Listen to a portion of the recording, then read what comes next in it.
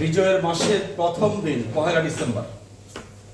এই প্রথম দিনে বিজয় উৎসব পালন করার জন্য পর্তুগালের এখানে প্রায় 16টা সংগঠনের নেতৃবৃন্দ উপস্থিত রয়েছে এবং এই 16টি সংগঠনের নেতৃবৃন্দ সবাইকে আমার পক্ষ থেকে আন্তরিক বিজয়ের লাল গোলাপ শুভেচ্ছা।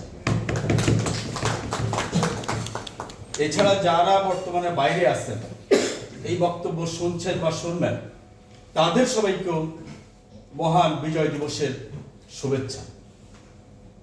আমাদের বিশ্বাস যে আমরা 1952 সাল, 1954, 66, 69, 71 এই সালগুলো কোনোদিনই ভুলব না।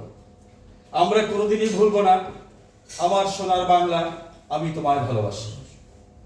যার কারণে এই বিদেশ ঘুরে 13,000 কিলোমিটার দূরে এসেও আমরা আজকে আমাদের মাতৃভূমিকে, আমাদের ভাষাকে, আমাদের বিজয়কে এবং সর্বোপরি আপবর জনসাধারণের আমাদের যে সংস্কৃতি সেটাকে আমরা ভুলি নাই, আমরা ভুলব না।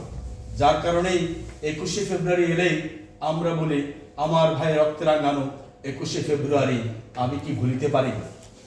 এই যে আমাদের গান, আমাদের ভাষা, আমাদের কৃষ্টি, আমাদের সংস্কৃতি, এগুলি আমরা কোনোদিনই ভুলতে পারবো না।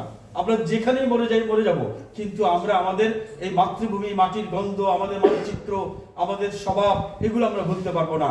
যার কারণেই এইবার আমরা এই 2024 সালের মহান বিজয় দিবসকে সুন্দরভাবে পালন করার জন্য কমিউনিটির পক্ষ থেকে আমরা উদ্যোগ নিয়েছি এবং আপনারা সবাই আমাদের সাথে একত্রিত হয়েছেন, পর্তুগালবাসী একত্রিত হয়েছে। বন্ধুরা, আকাশ কখনোই পরিষ্কার থাকে না, আকাশের কোথাও কোথাও কালো মেঘ দেখা যায়।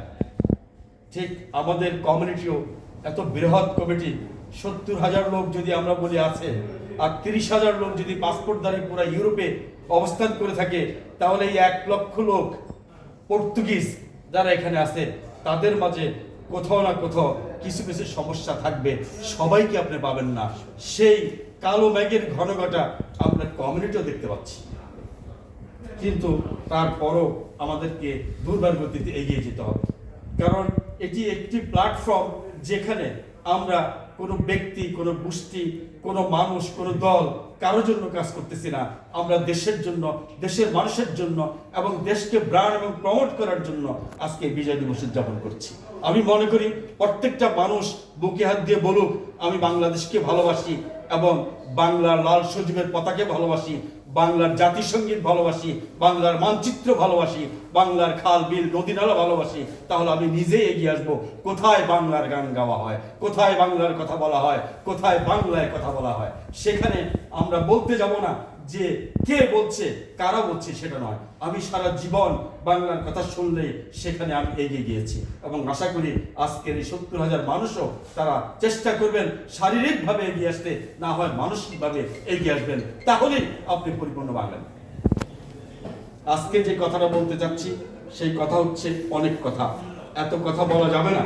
আজকে বিশেষ করে এটা প্রেস কনফারেন্স, সেই প্রেস কনফারেন্সে আজকে ঘোষণা দিতে যাচ্ছি আপনাদের সম্মিলিত সকলের পক্ষ থেকে যে 29শে ডিসেম্বর সকাল 11টা থেকে সন্ধ্যা 6টা পর্যন্ত মর্তি মনিজ এলাকায় বিজয় দিবস উদযাপিত হবে। সেখানে সর্বসম্মতিক্রমে সবার অ্যাক্সেস রয়েছে এবং সর্বসম্মতিক্রমে সবাই সেখানে আসবেন এবং আপনার দেশের প্রতিনিধিত্ব করবেন এবং দেশকে ভালোবেসে সেটাকে উপস্থাপন করবেন।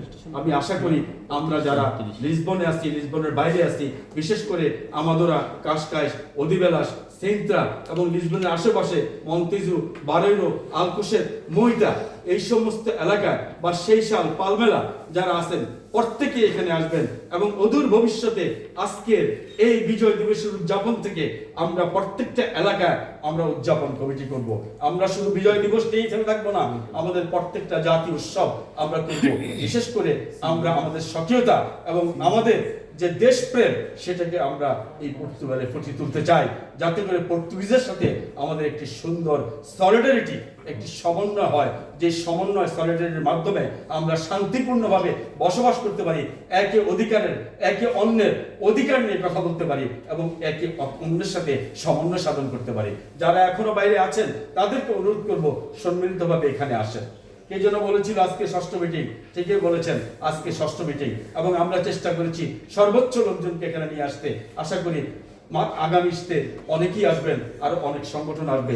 এখানে 16টা সংগঠন অলরেডি আমাদের কাছে লিস্ট আছে, এবং বাকি সংগঠনগুলো অবশ্যই এখানে আসবে, সেটা আমরা বিশ্বাস করি এবং আমরা আশা করি। এটার পথ এখন বন্ধ হয়নি, এই উদযাপনের পথ বন্ধ হলে উদযাপনে আপনিও শরীর হতে পারেন।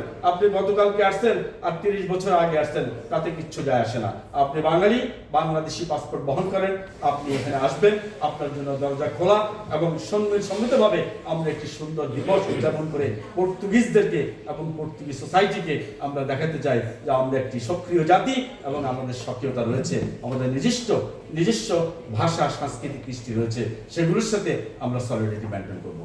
সম্মানিত সাংবাদিক ভাইরা, আপনারা এখানে অনেক সাংবাদিক উপস্থিত রয়েছেন, আপনাদেরকে আমাদের উদযাপন কমিটির পক্ষ থেকে আন্তরিক শুভেচ্ছা, অভিনন্দন। আমরা আশা করি এখানে যে কমিটিগুলি গঠন করা হয়েছে, অর্থ কমিটি, প্রচার কমিটি, উদযাপন কমিটি, বিশেষ করে স্টেজ কমিটি, স্টল কমিটি এবং দাওয়াত কমিটি, কমিউনিকেশন কমিটি, সমস্ত কমিটিতে আপনারা যারা আছেন, আপনারা সক্রিয়ভাবে কাজ করে যাবেন দেশের জন্য, মানুষের জন্য এবং আগামী প্রচারের জন্য। সবাইকে অনেক অনেক ধন্যবাদ। আসসালামু আলাইকুম ওয়া রাহমাতুল্লাহি ওয়া বারাকাতুহু।